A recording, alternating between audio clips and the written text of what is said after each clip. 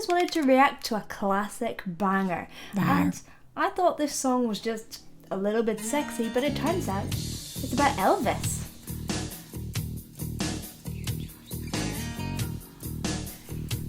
She's whispering in my ear.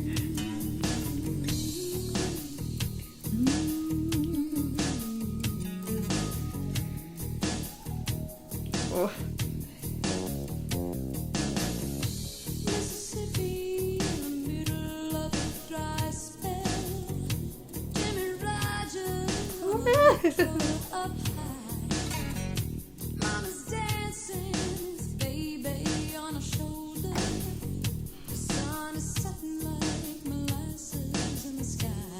Yeah.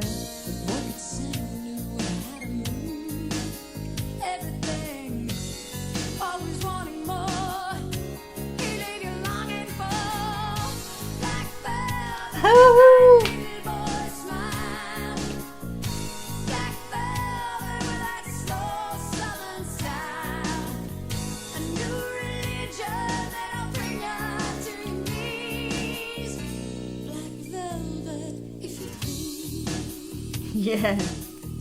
You can't help but have a bit of a vocal crush, can you? Because she's very good at bringing it back so that you're like leaning in to listen.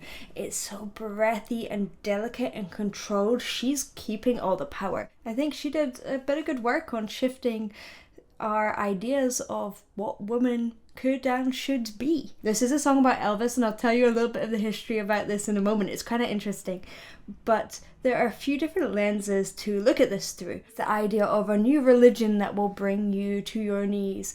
Elvis being almost like a religion, and we'll talk a little bit more about this later.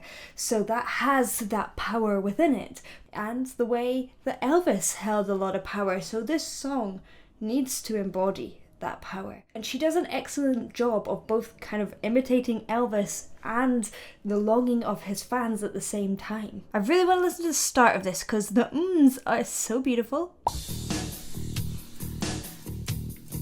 Just break down little moments.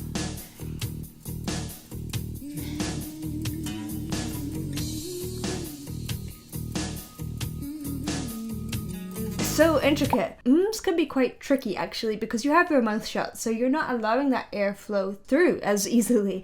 So it's really important to create enough space at the back of your mouth. Keep a little bit of space between the back of your tongue and your soft palate, and think about your tongue resting at the bottom of your mouth and not stuck to the top of your mouth while you're humming. I also love the build in this, how she's whispering, so you're leaning in to hear the whisper, then she ums just really quietly, and each one's a little build. It makes you be like, Alannah? Hello? Oh no, I'm listening. Rather than her just hitting you with it.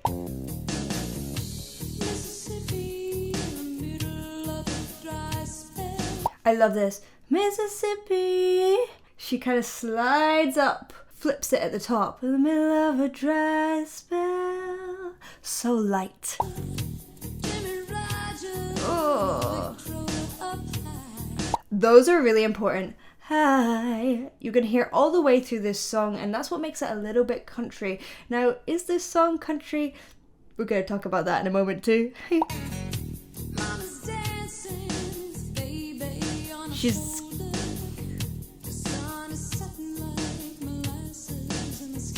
There's another sky. I love those tiny bits of grit because again it's teasing you.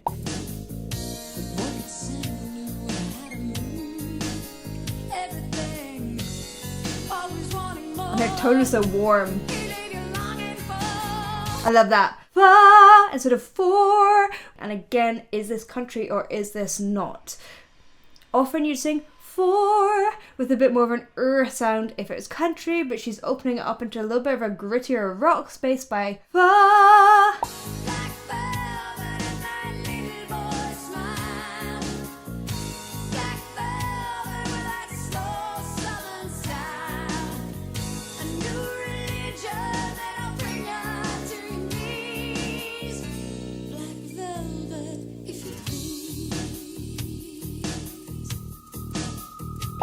What I love about this is that her voice is like black velvet. It is smooth and gritty and dark, But so is Elvis's. And obviously, now we find out that is who this song is about. And when you listen to the lyrics, it all makes complete sense. You've got things like Jimmy Rogers being mentioned, and Jimmy Rogers was a country legend from Mississippi where Elvis grew up. But is music like a religion? And this has been debated a lot. There's a really interesting book called Pop Cult by Richard Till if you want to explore the idea and the links between religion and music, especially in commercial music where you have charismatic leaders who are using music to potentially emotionally move you in order to gain your money. And if you think of it that way, yeah. And on the other side, it can be an enlightening spiritual experience. I don't know, what do you think? Oh, this bass line is interesting.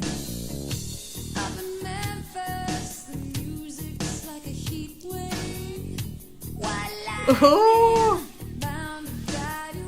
So good, isn't it?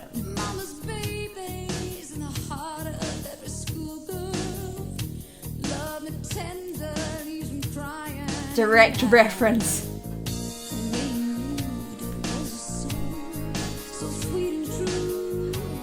I love that. So sweet and true. There's something so sexy about slides in music. Why is that? I don't even know the answer to that, but it is.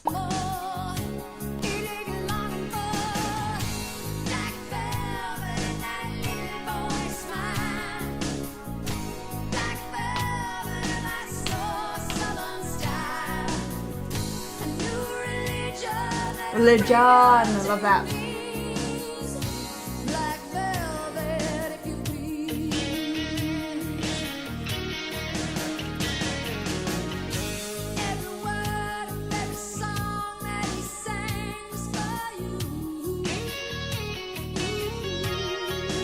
Woo!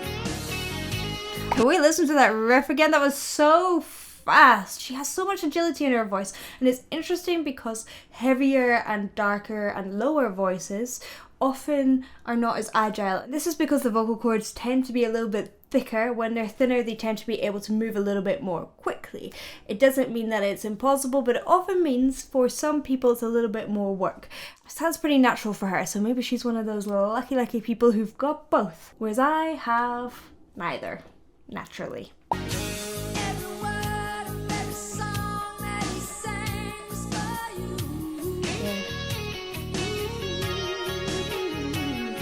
Woohoo!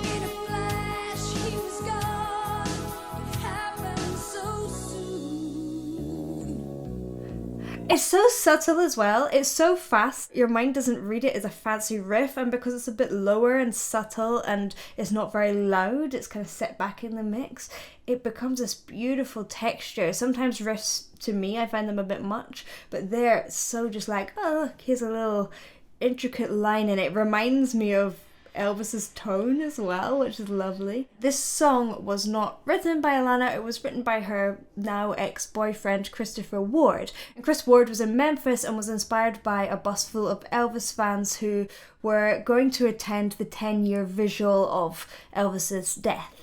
When he went back to Canada, where Alannah is from, and where he is from, he brought this song back with him and presented it to Alannah. She recorded it on a demo, and this was one of the songs, it's one of 3 that got her signed to Atlantic Records. Atlantic Records then got Alannah to record it again, and someone called Robin Lee, who is a very great country singer.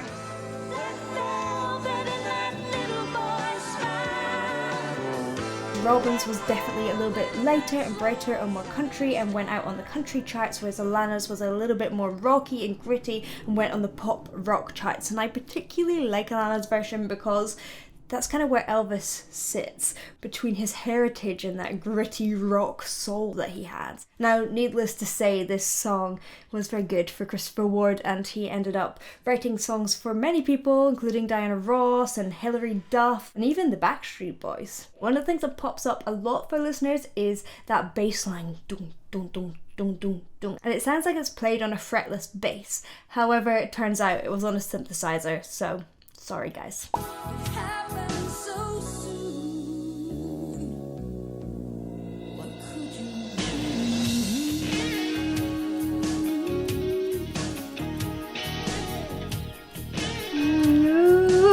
sexy slide again. It's sexy on the guitar as well.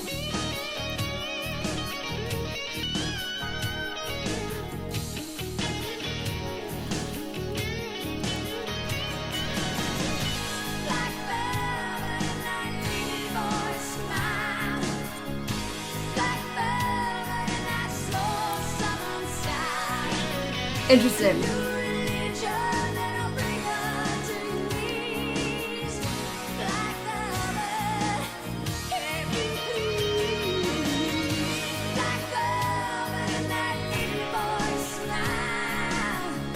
I want to point out that this is kind of medium volume. We often think when we hear that power that it needs to be loud, but it is gritty. It's kind of got some breath coming through.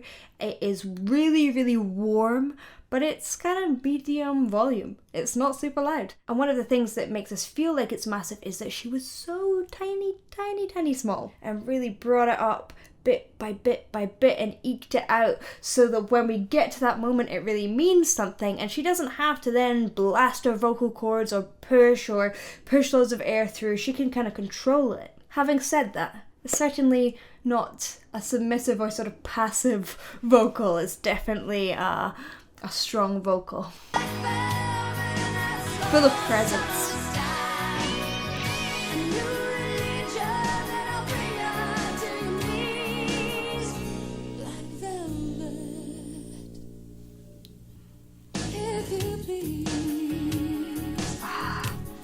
It's almost R&B-ish with those runs. It's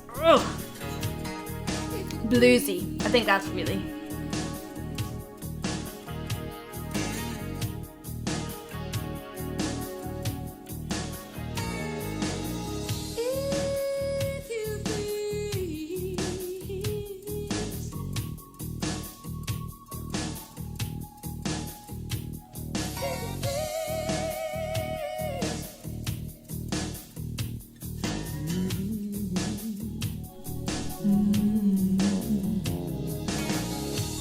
So low.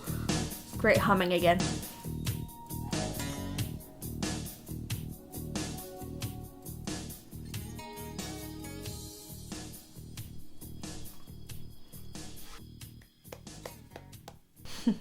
What can I say? It's a classic banger. Before you go, I have just released my very own album, Fable. It's available on my website, bethroars.com, as well as on Bandcamp. And some of the songs are available on YouTube and on Spotify, although not the whole album yet. The happy side of the album is on its way soon. Thank you for watching. If you liked, please do like and subscribe, and I will see you in the next one. Bye. Bye.